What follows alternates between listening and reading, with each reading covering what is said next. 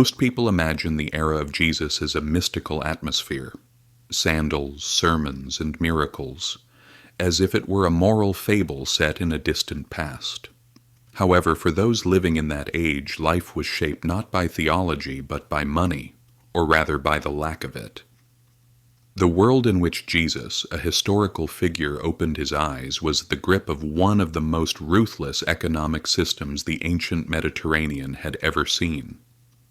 At the dawn of the first century, Judea was part of the world's most advanced exploitation mechanism, the Roman Empire. Rome conquered lands not to develop them, but to finance the center. Provinces were like conduits transporting wealth from the periphery to the core.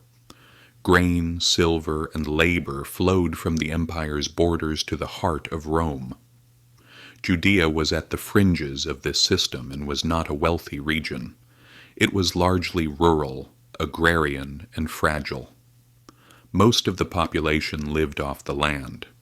Yet these were not modern farms, but small plots, barely sufficient for survival. A bad harvest meant not just low profit, but direct starvation, and Rome had zero tolerance for this. Rome administered Judea through local elites and imperial officials. Kings like Herod the Great derived their power from Roman approval. After his departure, governors like Pontius Pilate took the reins. Their priority was not to raise living standards, but to maintain public order and guarantee the flow of taxes.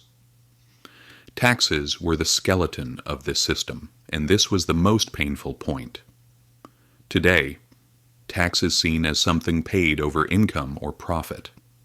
In Judea, however, it had to be paid regardless of the outcome. You paid taxes simply for existing. Land, produce, poll, and road taxes followed one another.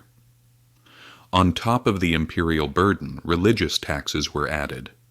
There was no recourse for delaying payment. There was neither a court of appeal nor a finance office.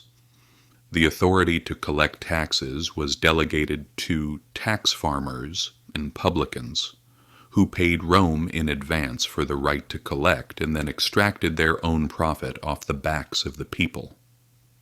Abuse was not a mistake. It was a method encouraged by the system. Those who could not pay took out loans, and debt was everywhere. Unlike modern debts, there was no safety valve or right to bankruptcy here. Interest rates compounded rapidly. A single bad year could plunge a family into an irreversible abyss. The scenario was always the same. The farmer sows, the weather turns, the harvest fails, but the tax debt remains.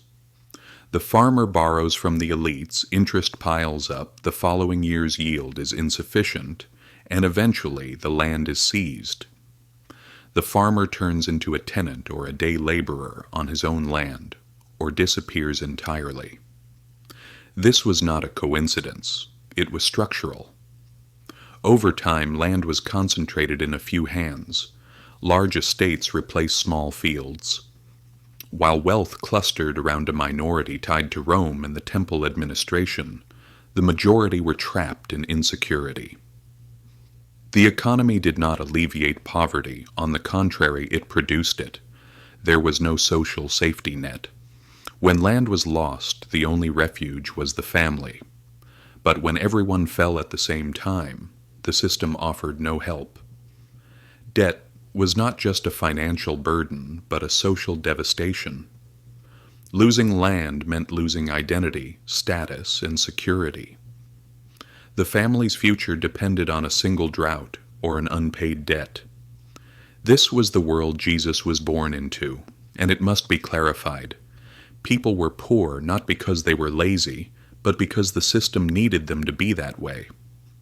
Rome needed surplus product. The elites needed rent, and the temple needed revenue. All this burden was on the shoulders of those with the lowest margin for error. This situation fueled a great tension. Judea was not peaceful. On the contrary, it was a place ready to explode at any moment. Banditry had become an expression of economic desperation rather than a crime. Movements promising justice and salvation were born not out of comfort, but from the midst of this social collapse. This is exactly where modern audiences become disconnected. When people heard sermons of debt forgiveness and liberation, they did not hear them as abstract metaphors, but as tidings of economic deliverance. When the poor were mentioned, it was not a religious term. It was their neighbors, their families, and themselves.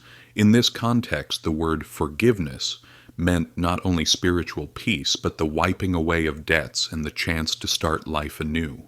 But escape was difficult. The Roman system was built on efficiency, not mercy. It pulled wealth upward with immense determination. As long as order was maintained, suffering was ignored, stability was more precious than justice, and revenue more valuable than lives. Therefore, even if people worked harder, they fell further behind. Growth did not lift everyone up. On the contrary, it sank most. Everyone was aware of this injustice. There was no longer an illusion that hard work would bring security. There was only anger and a hope to break this cycle. This is the point where ideas become dangerous. When the system is stretched this thin, even a small change carries a revolutionary quality. By the time Jesus began to speak, his audience was already molded by this desperation. To understand this deadlock of the Judean economy, one must look at the temple. Although the temple is imagined today only as a religious center, it was actually the region's greatest financial power. The temple functioned as a treasury, a bank, and a tax office. The annual tax every adult male had to pay was not symbolic but mandatory, and it was paid only in the Tyrian shekel. This meant that money changers were an inseparable part of the system, and profit was made through religious obligations.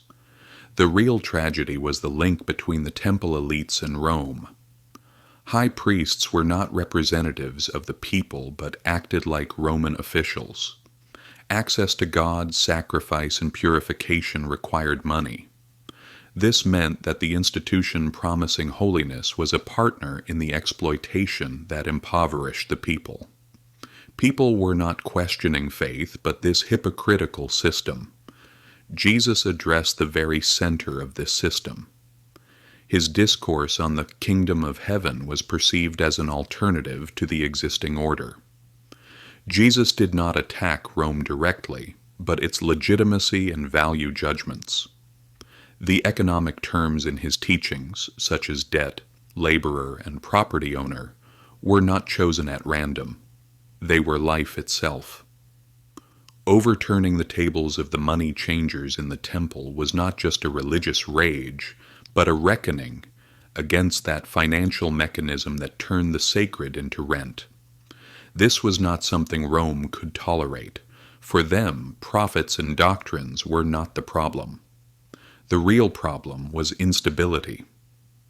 The temple authorities also knew that a crowd united by economic grievances meant rebellion. Jesus was not just speaking. He was shaking the legitimacy of the system and the flow of money. Judea was like a pressure cooker, and eventually it exploded. In the period following Jesus, the pressure increased further, and a great rebellion broke out in 66 AD. In 70 AD, Jerusalem and the temple were razed to the ground. Rome did not just crush the resistance, it destroyed its infrastructure. However, the destruction of the temple did not end exploitation. It only made it more systematic and bureaucratic.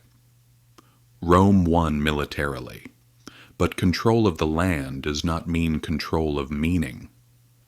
Jesus' true achievement was not defeating Rome's armies, but debunking the moral logic that made exploitation seem natural and inevitable. By arguing that debt was not destiny and that poverty was not a flaw, he took away the empire's greatest weapon, its legitimacy.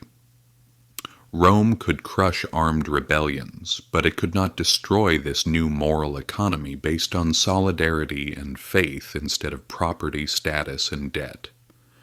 In time, Rome was forced to absorb this idea into itself.